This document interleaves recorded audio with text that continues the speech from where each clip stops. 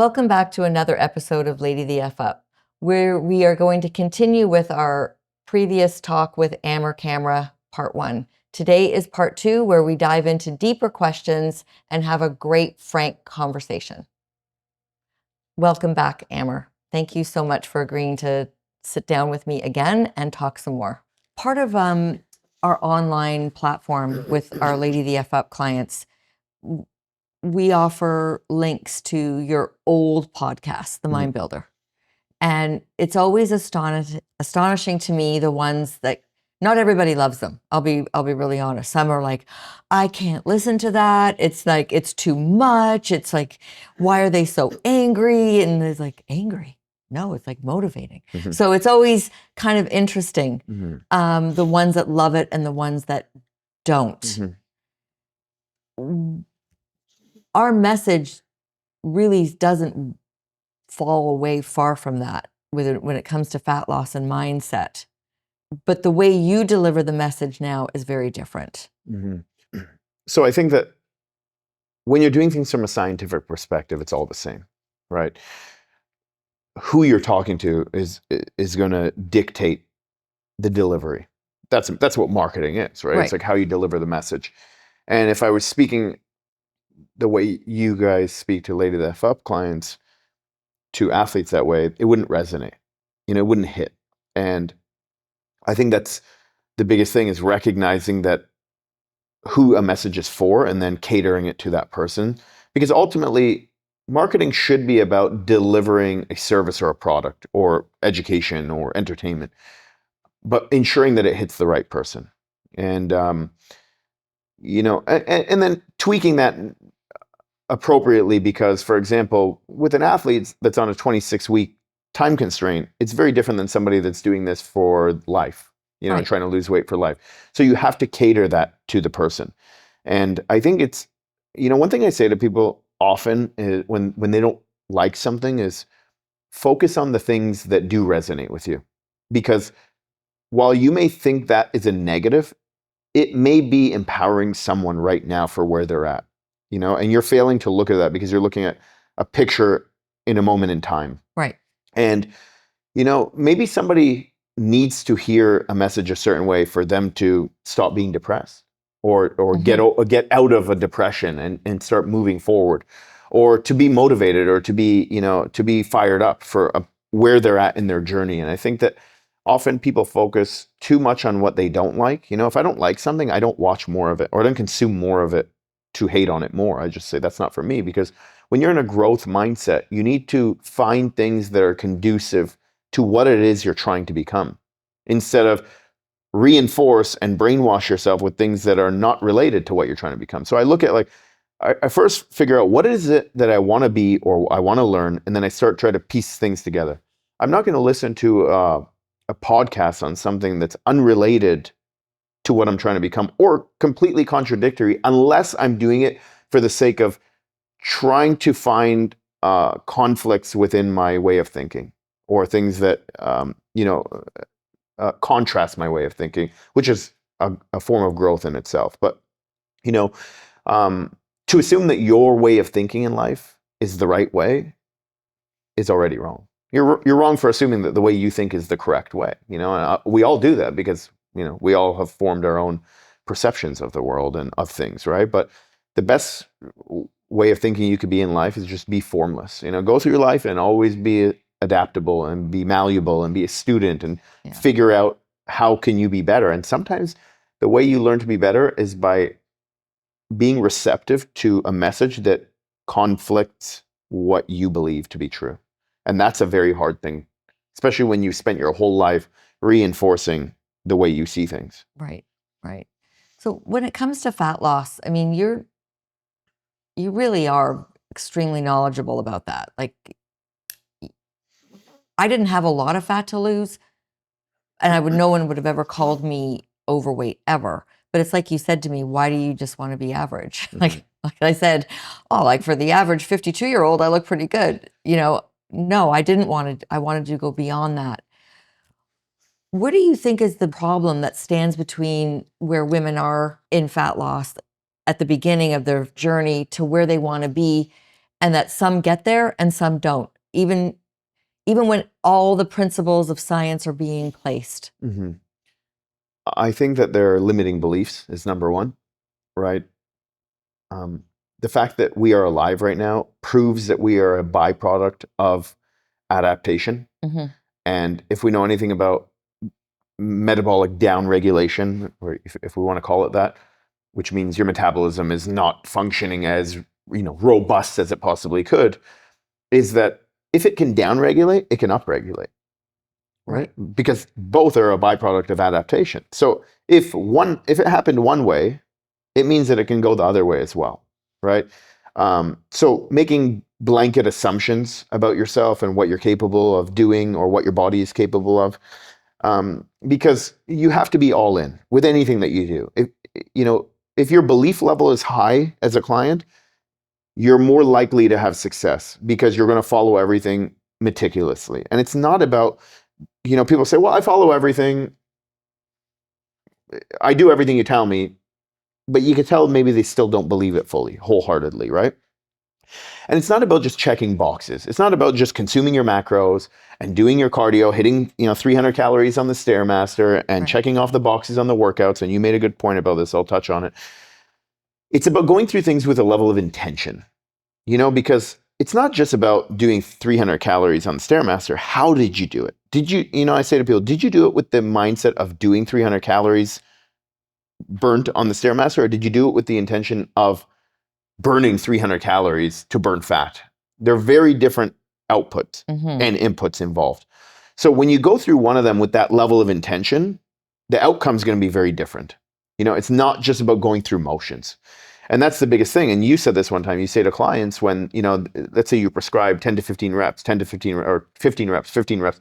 And every time they did a set, they checked off that they did 15 reps. It's like, how did you magically hit the prescribed rep range that I gave you every single time? There should be some increase or decrease. If you're really pushing yourself, it's impossible that I'm going to be able, as a coach, dictate the exact amount that you're going to be able to do. Right. So I know that you're just going through motions rather than doing it with a high degree of intention. And that's the biggest thing is, the science is the science. We understand it. There's nothing going to be revolutionary at this point in time. I don't believe so. Human biology and physiology and chemistry and metabolism as a whole, we have a pretty good grasp of it. We understand that it's calories in versus calories out. How you come up with those numbers is a whole other subject, But that's the biggest thing is people are stuck in ways of doing things and old ways of thinking and beliefs that they're getting in their own way of progression. Yeah. And I got a DM yesterday from a client who said to me, she sent me the Lady the F Up had posted something. How come she's only doing 2 cardio a week and eating 2,100 calories? I'm killing myself at 1,435. So I told her the truth. You're 20 years older. You're 7.5 inches shorter. And this person has done builds and cuts and builds and cuts for years. This is a 6-year journey. You're just seeing the result of 6 years of hard work. You're in your first year. Excellent point. Because take away height and weight and all these things, right? History. What have you been doing the last 20 years? Right. Have you been crash dieting for 20 years? Because you can get 2 people, exact same weight, exact same height. That's not even the most telltale indicators of a person's success. Like, what have you been doing for the last 20 years? I would I would rather take somebody that's been overeating for 20 years in terms of what's going to be easiest, right? If you're going to say, what's the easiest? Someone that's been overeating for 20 years and didn't try to diet once, they'll have other problems, right? They might have psychological, limiting beliefs of like, can I even do it? I've never seen myself lean. But that person probably has a better metabolism than the person that's been crash dieting for 20 years. Right. So we approach that, and I'm not saying one is better than the other, but from a solely metabolism standpoint, one is going to be better than the other. Now, the way we're going to work with somebody that has been crash dieting for 20 years is going to be a very different approach. We're going to be a little bit more delicate and sensitive in other areas to ensure that we can progress them. And that's what coaching really is. It's about taking somebody, and it's not just about your weight, your height, all these things. It's about taking somebody by factoring in everything that we can about the person and then our empirical experience, and then coming up with a game plan that also changes as the person progresses or doesn't progress. And that's why it's not just about programming. That's what coaching is. Right. Right. Exactly. It's pointing out where to fill in the gaps, because anybody can get a workout, anybody can get a diet plan, but it's the coaching that helps pull it all together. Decision making, knowing when to Problem solving. Yes. And problem solving before the problem happens is what our coaches are so good at. Is being able to know that in 2 weeks, that person's probably metabolism will start down regulating and they're going to hit a wall. So before we reach that point, we're going to implement some strategies so that we don't get to that point. I actually told a client that yesterday when they don't want to ever fill out the form. And I said, I need the biofeedback. I'm sorry. Because if you tell me you're sore and tired and not recovering, then I know that I'm pushing too hard and we have to pull back. Mm-hmm. Or if you're telling me you feel great, then we can continue on with this cut. And I think people just, it also tells me that you're not fully invested in the process. Yeah. Because you're not following every little rule. Yeah. So if you're not doing that, are you cheating on your diet, or are you not doing the workouts the way you should? It's a leading indicator of everything else. Yes. Right? Commitment. And again, you got to be all in. And, I think that we do a very good job on the front end vetting people to ensure that we are attracting and putting people into our system of coaching that really want to do it in the first place. So we don't really have that issue. Because our branding and our marketing is quite transparent and honest. We're not selling gimmicks. We're not selling, fads. So we're naturally not attracting that type of person that's looking for a quick fix altogether. That's not what our messaging is. Our messaging, the brand is predicated on hard work, about being honest in terms of time frame. We're not just selling people so that we can get people in the door and closing a sale. I remember last year, we were focusing on sales prior to that. And then I said that I don't care about selling anymore. And we didn't focus on it at all for a year until we get to the point where we're actually so competent, unconsciously competent, that we don't need, that even if we focus on selling, we are keeping everyone that comes in, and people aren't just signing up because we're good at sales. Right. They're signing up because we're so good at our work. And that's what mastery is. Exactly. No, I mean, I've told people, I don't think you're quite ready yet. And you're going to be very frustrated with the process. And then you're going to think what I do doesn't work. Mm-hmm. And then it's actually bad for both of you. Exactly. Because you're going to think you're not a great coach. Yeah. But it's a person's commitment level that's low. And then they're going to have another failed attempt, which is going to reinforce this failed belief that they have. Yes. So by being dishonest, you're absolutely right. It's doing a disservice to everybody. Right. And I've had people come back after 6 months or a year and say, like the person I introduced you to on Monday, they were ready to sign up with me last January. And when they came back 11 months later, I'm so sorry, I ghosted you. I'm ready now. Mm-hmm. No, of course I'll take you on. Now you're ready. Mm-hmm. That's what we want. And that's where we do a very good job vetting people on the front end so that we're not having those problems on the back end. And, to the point I mentioned earlier, if you were in a position where, you weren't busy and weren't making a good living out of doing this, you would have probably taken that person on at the wrong time. And it would be bad for everyone. And most of all, you'd be doing that person a disservice and yourself a disservice in the long run. I want to point out that, because you've pointed this out to us a few times, and I think that we should all be proud of this. You have a team that really walks their talk, mm-hmm. and we're all fit. Mm-hmm. There's different levels of mm-hmm. fitness, and different desires and goals. But do you think it's because you yourself have really gone back to your roots of being really fit and athletic? And I think a big part of it is, as I said to you before, is as much as I want to point the finger sometimes, and it's natural that we do that, ultimately you have to sit with yourself. And realize that every problem in your life is your responsibility and a consequence of your decisions or failure to make decisions to one degree or another. And sometimes it's just you being the best you can will influence other people. That has had a tremendous impact. I think just naturally it's a byproduct of it.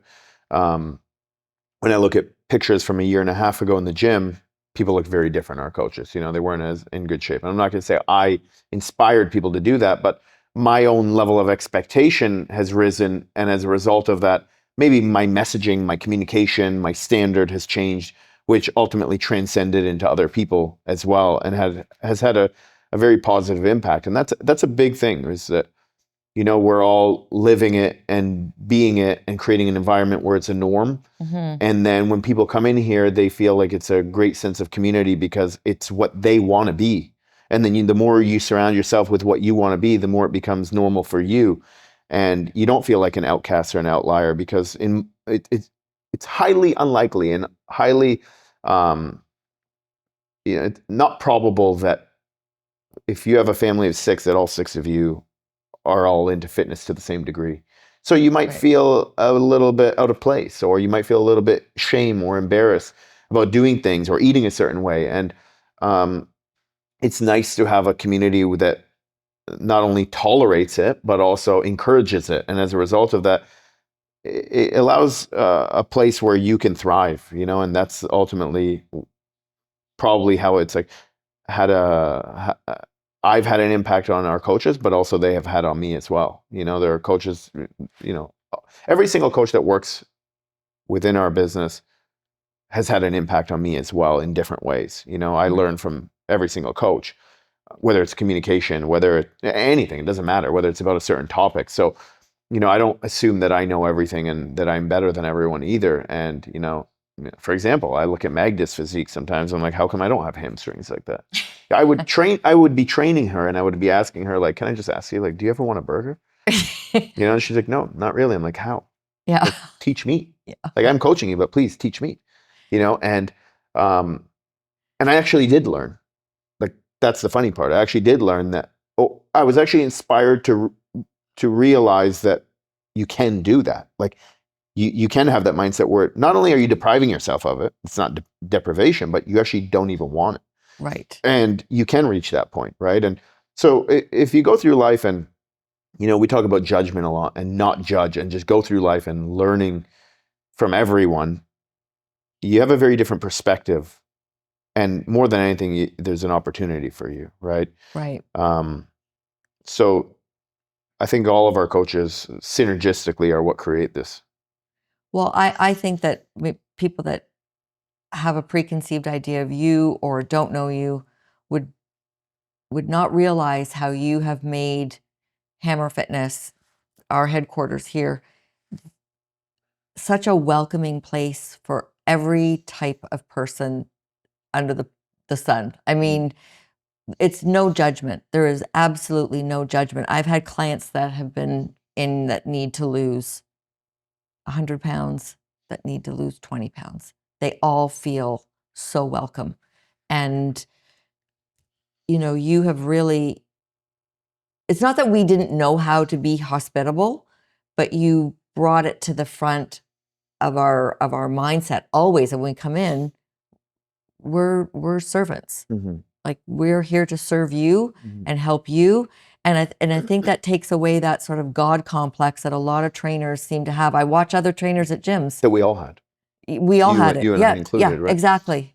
And You're right. And I think that you naturally develop that, as you called it, which is accurate, godlike complex, because when people are asking you questions all the time, you naturally take on this authoritative role. So you think, I'm the expert. I know it. So Right. and then you start believing you need to know everything, and then you start speaking to everybody as if they're below you in superiority complex.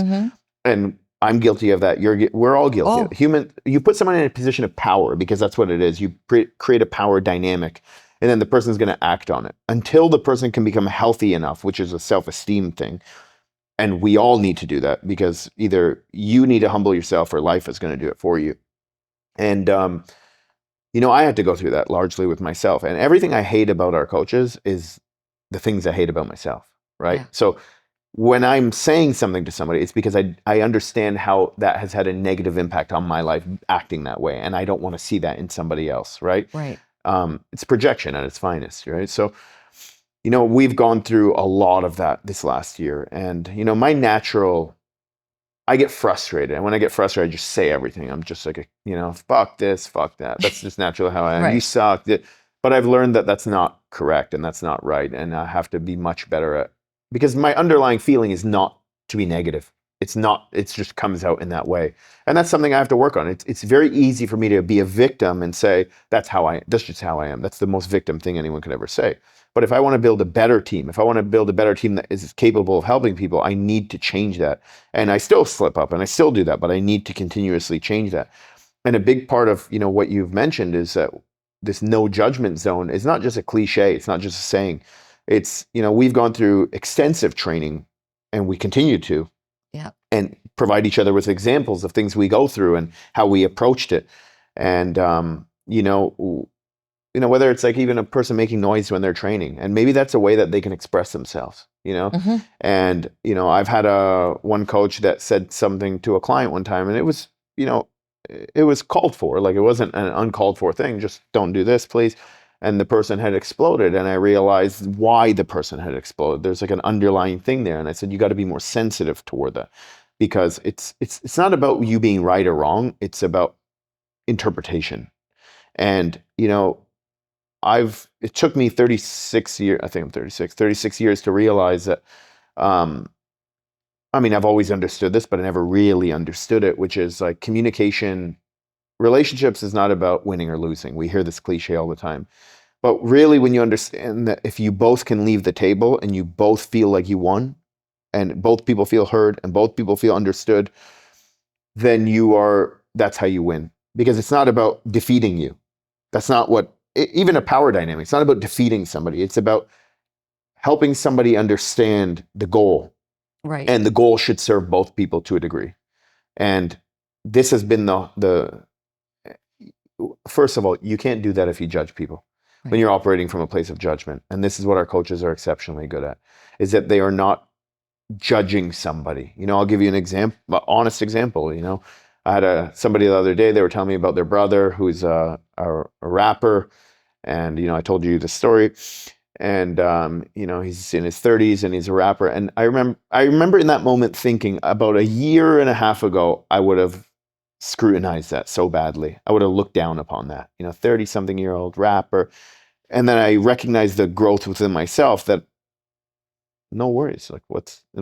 There's nothing wrong with that. Right. Just you are who you are, And in that moment, I started asking questions about it, genuinely, just asking questions. And I realized that he started opening up and he started telling me, well, my brother was actually he was a voiceover for this TV show. I said, that was my favorite TV show when I was a kid. Like, wow. But I wouldn't have ever learned that if I went into this place of judgment, because even though I might not have said something, my level of enthusiasm or even care to hear what he had to say would have been off. And because of that, it would have shut down the conversation. And again, forget even making somebody else feel shitty. I wouldn't have gained in that conversation because I wouldn't have learned all these things about voiceovers and all this stuff because he wouldn't have opened up. And you cannot be receptive and be closed off at the same time. So in order for a relationship to flow, you both need to be receptive to one another and Right. allow this inflow. Yeah. No, you talk about that a lot on Monday night. We call it our Monday night mentorship, and we have a Wednesday night as well about, looking at the client 360 degrees, being able to connect with them. And the whole no judgment thing is really, really important, because even to this day, I have clients come back and say, sorry, I wasn't perfect. And I'm saying it like that because that's how I read it. Sorry, I wasn't perfect. I did my best. Mm-hmm. And I was like, oh, okay. When I give my feedback now, I have to really make sure that I don't sound like I'm disappointed, Mm-hmm. and I like, what's perfect? But I probably I wouldn't be where I am without all the training that you've given us, both as an athlete and as an employee. So I always say thank you for that. Okay. It's like, I make jokes like you're like the son I never had because you do give it to me hard sometimes. Like how you're born on the same day and same year as my mom. That's right, exactly. So I was like, okay, I'm used to getting it from my daughters. Okay, I'm getting it from Amer, but thank you for caring enough. Thank you. To give it to me hard sometimes, because sometimes I need, and I, okay, that came across kind of weird. Yeah. Sorry, Jamie.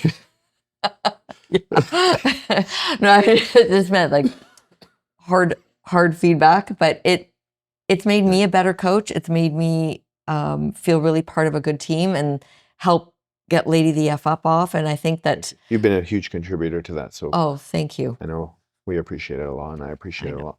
Thank you. It's been a wonderful opportunity. And I know that whenever I've brought somebody in and introduced them to you, I don't want to say cute because that does sound judgy and patronizing, but it's always so fun to watch them go, oh, I know, I follow you. Like you really are like big kahuna, CEO, boss man, coach. Like we call you all these names, Amer School, like it's all out of love. You know, it's not to make fun of you. It really comes from a place of gratitude. Thank you, Debra. Really appreciate it. Well, thank you for talking to me. And wow, I asked for like half an hour and you gave me 90 minutes. So thank you. Perfect. Okay. Thank you, guys. Okay, bye.